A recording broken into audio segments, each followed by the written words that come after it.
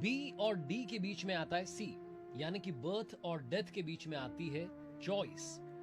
Birth और death के बीच में आप क्या करते हैं, ये कंप्लीटली आपकी चॉइस है।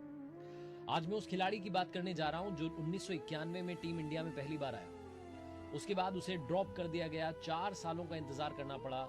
1996 में फिर से उसे मौका मिला। जब वो खेलने लगा तो इतना कमाल खेला कि उसके बाद उसने वापस पलट करके नहीं देखा। टीम इंडिया में जब कैप्टेंसी की दिक्कत आ गई, जब बहुत बड़ा फिक्सिंग स्कैंडल सामने आया, तो नए कप्तान की तलाश थी और इस खिलाड़ी को चुना गया। इसने 2003 में टीम इंडिया को वर्ल्ड कप के फाइनल में पहुंचा दिया। सब कुछ अच्छा चल रहा था, लेकिन एक कोच को लेकर के आया, उससे विवाद हुआ, खिलाड़ी को बाहर कर दिया गया। इतना महान खिलाड़ी जिसे फिर से रणजी खेलनी पड़ी, फर्स्ट क्लास क्रिकेट खेलना पड़ा, नए लड़कों के साथ में क्रिकेट खेला, शान से वापसी की टीम इंडिया में, शान से विदाई ली और आज वो भारतीय क्रिकेट कंट्रोल बोर्ड का प्रेसिडेंट है। मैं बात कर रहा हूं बंगाल टाइगर महाराजा दादा यानी कि सौरव गांगुली की। सौरव चंडीदास गांगुली की लाइफ से वो 5 बातें क्या हैं जो आप और हम सीख सकते हैं, आइए बात करते हैं। लर्निंग नंबर 1, हमेशा लाइफ में लीडर बनिए, बॉस नहीं। जो लीडर होता है वो हमेशा अपनी टीम के साथ में खड़ा होता है, वो हमेशा अपनी टीम को अपने से आगे रखता है। 2001 की बात है, बॉर्डर गावस्कर ट्रॉफी जो कि हिंदुस्तान में खेली जा रही थी, कोलकाता में मैच था ईडन गार्डन्स में, जो कि दादा का अपना होम ग्राउंड है, जहां की कंडीशंस, जहां का पिच, जहां का मैदान, हर चीज से दादा वाकिफ थे। सिलेक्शन कमेटी की मीटिंग हो रही थी, दादा उस वक्त कप्तान थे और उस मीटिंग में दादा ने कहा कि मुझे खिलाड़ी चाहिए जिसका नाम हरभजन सिंह है। मैं उसकी ताकत को जानता हूं, मुझे वो खिलाड़ी अपनी टीम में चाहिए। जो सिलेक्टर्स थे वो हरभजन सिंह से, भज्जी से उतने इंप्रेस्ड नहीं थे। उन्होंने बोला कि खिलाड़ी काम का नहीं है। दादा ने बोला मुझे हरभजन चाहिए, जब तक हरभजन टीम में नहीं आ जाता मैं ये रूम छोड़ करके, मीटिंग छोड़ करके नहीं जाऊंगा। दादा अपनी बात पर अड़ गए और फाइनली सिलेक्टर्स को गिव अप करना पड़ा कि ठीक है भैया, आप नहीं मान रहे हो तो आप भज्जी को खिला लो। हरभजन सिंह को उस मैच में मौका मिला। पहली पारी का जो 72वां ओवर था उसमें हरभजन सिंह ने रिकी पॉन्टिंग को आउट किया, एडम गिलक्रिस्ट को आउट किया, उसकी अगली गेंद पर शेन वॉर्न को आउट किया, हैट्रिक ली, लगातार 3 विकेट्स लिए। उस पारी में उन्होंने 7 विकेट्स लिए और उसके अगली पारी में 6 विकेट्स लिए, यानी कि मैच में 13 विकेट्स लिए, मैन ऑफ द मैच बने और उसके बाद में हरभजन सिंह स्टार बन गए। उस मैच से ही दादा ने बता दिया कि दादागिरी हमेशा के लिए चलने वाली है और दादागिरी का मतलब है अपनी टीम के लिए हमेशा खड़े रहना। लर्निंग नंबर 2, सीखने वाली सबसे बड़ी बात सौरव गांगुली से यह है कि लाइफ में कभी अपनी इंसल्ट को मत भूलिएगा। अगर आपकी कोई इंसल्ट करता है, आपका कोई अपमान करता है, उसे याद रखिए और टाइम आने पर, सही समय आने पर अपनी सक्सेस से, अपने काम से उसे जवाब दीजिए। सौरव गांगुली की यह तस्वीर आपको याद होगी जब नेटवेस्ट ट्रॉफी का फाइनल था लॉर्ड्स में, जो कि क्रिकेट का मक्का कहा जाता है। वहां सौरव गांगुली ने बालकनी में टी शर्ट उतार दी थी। टीम इंडिया मैच जीत चुकी थी, दादा जो है जश्न मना रहे थे। मैं जब गया था लॉर्ड्स के मैदान में घूमने के लिए, वहां जो गाइड थे उन्होंने मुझे कहा कि आप इस वक्त सौरव गांगुली बालकनी में खड़े हो। तो मेरे लिए वो प्राउड मोमेंट था कि क्या बात है, उसी जगह पर खड़ा हूं जहां पर ये ऐतिहासिक पल आया था। इसके पीछे की कहानी है, टीम इंग्लैंड ने भारत का दौरा किया था, मुंबई में वानखेड़े स्टेडियम में मैच था, इंग्लैंड ने हमें हरा दिया था और जैसे ही इंडिया को हराया इंग्लैंड वालों ने, एंड्रयू फ्लिंटॉफ ने टी शर्ट उतारी थी और मैदान का चक्कर काटा था। उस घटना को सौरव गांगुली ने याद रखा और जब मौका मिला, जब टीम इंडिया ने इंग्लैंड को उनके ही घर में हराया, लॉर्ड्स में हराया, नेटवेस्ट ट्रॉफी में हराया, तो सौरव गांगुली ने टी शर्ट उतारी और बता दिया कि बॉस, टीम इंडिया यहाँ हमेशा हमेशा के लिए रहने आई है, धाक जमाने के लिए आई है। लॉर्ड्स का मैदान वो है, हालांकि काफी क्रिटिसाइज भी किया लोगों ने कि ये वो मैदान है जहाँ जेंटलमैन क्रिकेट जो है उसको और बढ़ावा दिया जाता है, सूटेड बूटेड लोग बैठते हैं, वहाँ सौरव गांगुली का करना क्या ये सही था? बहुत सारी बात हुई, बहुत सारे सवाल उठे, लेकिन मुझे लगता है कि दादा ने दुनिया को बता दिया कि हम डरने वाले नहीं। लर्निंग नंबर 3, मुझे लगता है कि मेरी लाइफ में मैंने इस बात से काफी कुछ सीखा है। ये लर्निंग नंबर 3 जिंदगी का मंत्र है। लाइफ में कम बैक करना, बाउंस बैक करना बहुत जरूरी है। सौरव गांगुली से सीखने वाली सबसे बड़ी बात है बाउंस बैक कीजिए, कम बैक कीजिए और कम बैक आपका इतना यादगार रहना चाहिए कि दुनिया याद रखे कि बॉस जब ये गिरा था, लेकिन उसके बाद जब उठा तो सीधा आसमान की उस उड़ान को इसने छुआ दिया। सौरव गांगुली जो भारतीय टीम के कप्तान बने, टीम इंडिया में एक नई एनर्जी लेकर के आए, नए नए खिलाड़ियों को मौका दिया, युवराज सिंह, मोहम्मद कैफ, वीरेंद्र सहवाग, हरभजन सिंह, जहीर खान, आशीष नेहरा, बहुत सारे नए खिलाड़ी लेकर के आए, एक नई टीम इंडिया बना दी।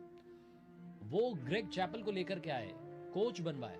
उन्हें लगा कि ग्रेग चैपल जो है टीम इंडिया को और अच्छा करने में मदद करेंगे, लेकिन ग्रेग चैपल ने अपनी पॉलिटिक्स खेली और दादा को टीम से बाहर कर दिया। सौरव गांगुली जो कल तक भारत के कप्तान थे, उनका टीम इंडिया में कोई स्थान नहीं था। सौरव गांगुली कहते हैं कि उनके फादर रोजाना सुबह अखबार देखते थे, टीम इंडिया जीत रही थी और जहां टीम इंडिया जीतती थी तो उनके फादर कहते थे कि बेटा देखो अब तो तुम्हारे लिए और मुश्किल हो गया, तुम कभी कम बैक कर पाओगे कि नहीं। दादा ने कहा पापा मैं समझ सकता हूं कि आपका मेरे लिए कितना प्यार है, लेकिन इंडिया जीत रही है, जीतने दो, मेरे लिए भी कभी ना कभी जगह बनेगी, आप बस पॉजिटिव। सौरव गांगुली ने रणजी मैचेस खेले, फर्स्ट क्लास क्रिकेट उन्हें खेलना पड़ा, इतने बड़े कप्तान को वापस से वो जीरो से शुरुआत करनी पड़ी। लेकिन उसके बाद में जब उन्होंने कम बैक किया तो वो कहते हैं कि सचिन तेंदुलकर जो कि हमेशा मेरे साथ में ओपनिंग करने के लिए उतरते थे, सचिन तेंदुलकर ने उन्हें कॉम्प्लीमेंट दिया और बोला कि दादा ये तुम्हारी लाइफ में अब तक जो क्रिकेट तुमने खेली है, तुम अब सबसे शानदार खेल रहे हो। यानी कि जब कम बैक किया तो सबसे कमाल के खिलाड़ी बन के आए। उसके बाद में उन्होंने शान से विदाई ली। ये कम बैक करना कितना इंपॉर्टेंट है आप सौरव गांगुली से सीख सकते हैं। एक वो एडवर्टीजमेंट आपको याद होगा जिसमें दादा कहते हैं कि मैं सौरव गांगुली, आप मुझे भूले तो नहीं। कितना इमोशनल मोमेंट था। एक खिलाड़ी जो भारत का कप्तान रहा, उसे टीम से बाहर कर दिया गया, वापस आता है और दुनिया को दिखाता है कि मेरे अंदर ताकत है, मैं वापसी कर सकता हूं। अगर कभी आपको लाइफ नीचे गिरा दे, आपको लगे कि सब कुछ खत्म हो गया है, तो सौरव गांगुली की लाइफ की तरफ एक बार देखिएगा, आप समझ जाएंगे कि बाउंस बैक करना कितना इंपॉर्टेंट होता है। आज सौरव गांगुली बीसीसीआई के प्रेसिडेंट है। लर्निंग नंबर 4, हालात बदलने से पहले माहौल को बदलना हो। सौरव गांगुली जब भारत के कप्तान बने तो ये वो दौर था जब फिक्सिंग के आरोप लगे हुए थे टीम के कुछ खिलाड़ियों पर। एक तरीके से लोगों के अंदर भी निराशा थी कि क्या टीम है, कुछ लोग पैसा लेके खेल रहे हैं, बहुत सारी बातें हो रही थी। इस सब के बीच में एक नया कप्तान चाहिए था। सौरव गांगुली को बड़ी जिम्मेदारी दी गई। सौरव गांगुली जब टीम के कैप्टन बने तो उन्हें लगा कि ये हालात जो है मुझे बदलने हैं, लेकिन उससे पहले माहौल को बदलना है। जो हमारी टीम इंडिया के खिलाड़ी थे वो बहुत ही सॉफ्ट नेचर के थे। सामने वाली टीम के खिलाड़ी स्लेजिंग करके चले जाते थे, सुना के चले जाते थे, वो अटैकिंग मोड में हमेशा खेलते थे, हम लोग हमेशा डिफेंसिव मोड में रहते थे। सौरव गांगुली ने अपनी टीम को सिखाया कि हमें डोमिनेट करना है, हम जीतें या हारें, खेलें किस तरीके से ये हमें डिसाइड करना है। तो हमारा खेल जो है हमेशा शानदार होना चाहिए। 1983 में जब टीम इंडिया ने वर्ल्ड कप जीता था, उसके बाद में हम कभी भी फाइनल तक नहीं पहुंचे थे। 2003 के वर्ल्ड कप के फाइनल में पहुंचना मुझे लगता है कि बहुत बड़ी बात थी। वो एक वर्ल्ड कप जीतने जैसा था, क्योंकि नई टीम, नया कप्तान और ये सारे लोग जो हैं पहुंच जाते हैं ऑस्ट्रेलिया का सामना करने के लिए। हालांकि हम वो मैच नहीं जीत पाए, अगर वो जीत जाते तो इतिहास और शानदार हो जाता। लेकिन टीम इंडिया को वर्ल्ड कप के फाइनल तक पहुंचाने का क्रेडिट जो है वो सौरव गांगुली को जाता है। टीम इंडिया में एक नई एनर्जी, एक नई जान फूंकने का जो क्रेडिट है वो क्रेडिट जाता है सौरव गांगुली को। सौरव गांगुली के बारे में मोहम्मद कैफ कहते हैं कि दादा ने हमें जीतना सिखाया, दादा ने हमें जीतना सिखाया और धोनी ने उस जीत को आगे बढ़ाते बढ़ाते वो महाजीत की तरफ कैसे जाना है वो हमें सिखाया और आगे 2011 में वर्ल्ड कप जिताया। तो सबसे इंपॉर्टेंट बात है कि अगर आप हालात बदलना चाहते हैं तो सबसे पहले जो माहौल है उसको बदलना शुरू कीजिए। अगर आप अपनी लाइफ में कुछ बड़ा अचीव करना चाहते हैं तो जो प्रोसेस है उसको दुरुस्त कीजिए, ठीक कीजिए। और जाते आते लर्निंग नंबर 5, फेलियर हमेशा टीचर की तरह होता है, उससे सीखते चलिए। जो हार मिलती है उससे सीखते चलिए। सौरव गांगुली कहते हैं कि जब आप लीडर हैं तो आप जो कुछ भी कर रहे हैं, यंगस्टर्स आपकी तरफ देख रहे हैं। वो बोलते हैं कि जब मुझे ड्रॉप किया गया तो हर किसी की निगाह मेरी तरफ थी कि अब सौरव गांगुली क्या करेगा। सौरव गांगुली ने फिर से रणजी खेली, फिर से अपने आप को साबित किया, टीम इंडिया में जगह बनाई और जब जगह बनाई तो शानदार खेले और शानदार खेल के बता दिया बॉस कि मैं कहीं जाने वाला नहीं था, मैं इधर ही था। बस मेरी लाइफ में एक बोलते ना कि लो फेज आ गया था। सौरव गांगुली ने अपनी बुक में भी लिखा है कि फेलियर का आना भी जरूरी है, क्योंकि फेलियर जो होता है वो सबसे अच्छा टीचर होता है। सौरव गांगुली कहते हैं कि जब ऐसा समय आए कि आपकी लाइफ में लो फेज है, आप बुरा फील कर रहे हैं, बुरा हो रहा है, तो कांच के सामने जाकर के खड़े हो जाइए और शीशे के सामने खड़े होकर के कहिए कि हाँ मैं कल हार गया था लेकिन मैं कल जीतूंगा, मेरा टाइम भी आएगा। तो कहने का मतलब ये है कि हारोगे नहीं तो सीखोगे कैसे, और सीखोगे नहीं तो जीतोगे कैसे। स्टुअर्ट ब्रॉड तो आपको याद ही होंगे, जिनकी 6 गेंदों पर 6 छक्के लगाए थे युवराज सिंह ने T20 वर्ल्ड कप में। स्टुअर्ट ब्रॉड के लिए करियर की शुरुआत कुछ खास नहीं रही थी। वो करियर की शुरुआत में ही सौरव गांगुली को गेंद फेंक रहे थे। मैच हो रहा था इंग्लैंड में, England versus India. Sourav Ganguly, Sachin Tendulkar open कर रहे थे।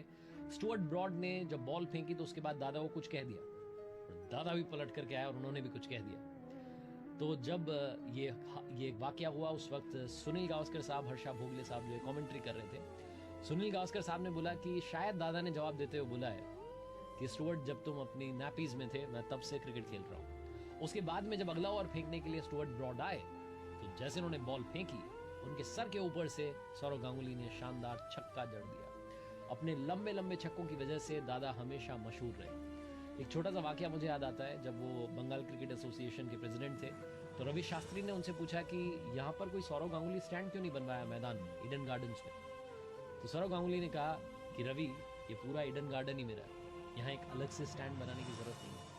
अपने एटीट्यूड की वजह से, अपने कमबैक की वजह से, अपने क्रिकेट की वजह से, अपनी लीडरशिप की वजह से दादा हमेशा हमेशा के लिए हम सब के लिए एक लर्निंग लेसन है जिनसे हमें काफी कुछ सीखना चाहिए और आगे बढ़ना चाहिए।